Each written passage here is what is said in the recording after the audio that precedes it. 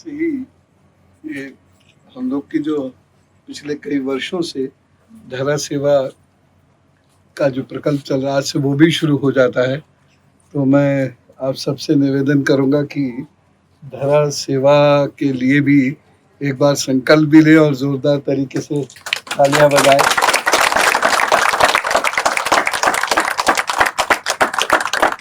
इस बार बड़ा लक्ष्य है और इस देश में लगभग 500 करोड़ पेड़ों की आवश्यकता है यहाँ के एनवायरनमेंट को थोड़ा सा राहत देने के लिए। यद्यपि बहुत सारे पेड़ लगाने से भी बहुत राहत नहीं मिलती, उसके लिए हमें अपनी आदतों को सुधारना पड़ेगा। लेकिन पेड़ कटान रोकते हैं, जो नदी के किनारे है, पोखर है, इसका कटान रोकते हैं। आर्द्रता जो है उसको वातावरण में मैनेज करते हैं, शीतलता देते हैं, पोल्यूशन को कम करते हैं। और जो घने पेड़ होते हैं जैसे पीपल है, नीम है, ऐसे जो घने पेड़ हैं वो नॉइज़ पोल्यूशन को भी कम करते हैं। इसलिए शहरी क्षेत्रों में ये पेड़ अधिक से अधिक लगाने चाहिए। जीवन में यदि हम देखें तो एक आदमी औसतन 10 पेड़ किसी ना किसी रूप में कटने का भागीदारी होता है। एक व्यक्ति, चाहे वो थैलिया के रूप में, कॉपी किताबों के कवर के रूप में, लकड़ी के फर्नीचर के रूप में,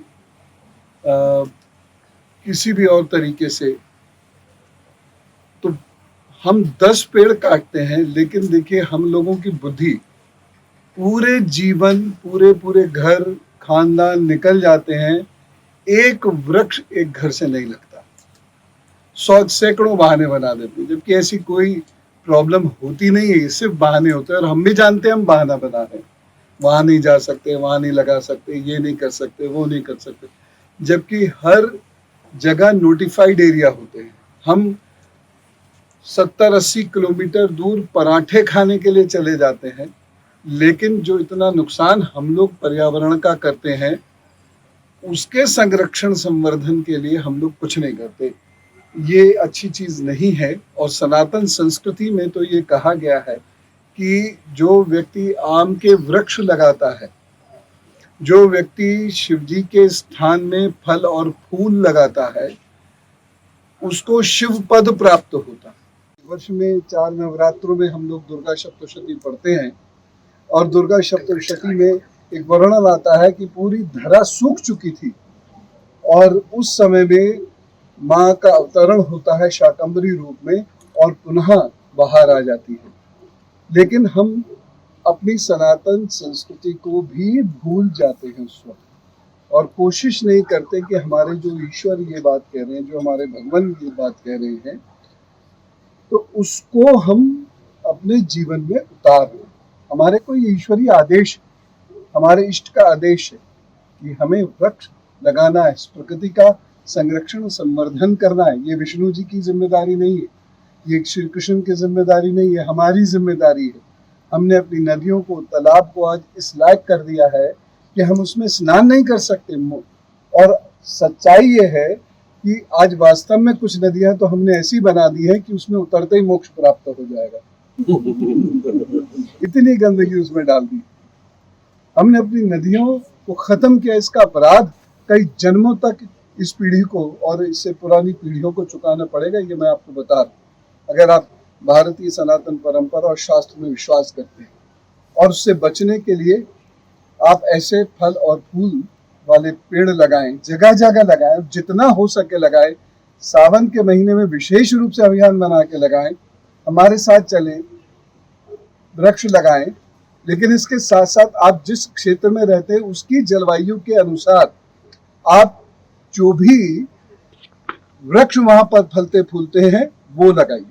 कहीं पर दिसंबर में वृक्षारोपण होता है, तो कहीं मार्च में वृक्षारोपण होता है, इधर जुलाई में यानी सावन के समय में वृक्षारोपण होता है। तो ये वृक्षारोपण जरूर कीजिए, स्वस्थ भी रहेंगे, पीढ़ियों के लिए कुछ बहुत बेहतर काम करेंगे, इस राष्ट्र के लिए कुछ बहुत बेहतर काम करेंगे।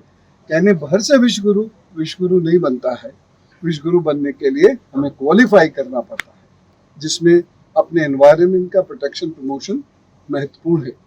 चलते चलते बस एक बात की तरफ इशारा कर रहा हूं जो खतरनाक है, जिससे आप सबको डरना चाहिए। क्लाइमेट चेंज का असर हमारे मस्तिष्क पर स्पष्ट दिखाई देने लगा और इसीलिए आप देखेंगे आने वाले समय में घरों में पागलपन, सनक, हिस्टीरिया जैसी प्रॉब्लम्स लगभग दुगनी हो जाएंगी 5-6 सालों के अंदर। तो इससे बचने के लिए स्वच्छ जल पीजिए, ताज़ा जल पीजिए, वृक्ष लगाइए, पोखर ठीक कीजिए, जल के किनारे घूम के आइए, जल के किनारे बैठिए जाकर और प्राणायाम कीजिए और अपने लगाए हुए वृक्ष के नीचे आप बैठ सकें, ये मैं प्रभु से प्रार्थना करता हूँ, क्योंकि ये बड़ी मुश्किल से मिलता है। वृक्ष एक ऐसा उपहार है जो व्यक्ति अगली पीढ़ी के लिए देता है।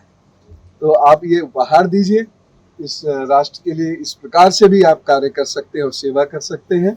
इन शब्दों के साथ मैं सभी लोगों को शुभकामनाएं देता हूं और निवेदन करता हूं कि सनातन परंपरा और संस्कृति का निर्वहन कीजिए, वृक्ष लगाइए।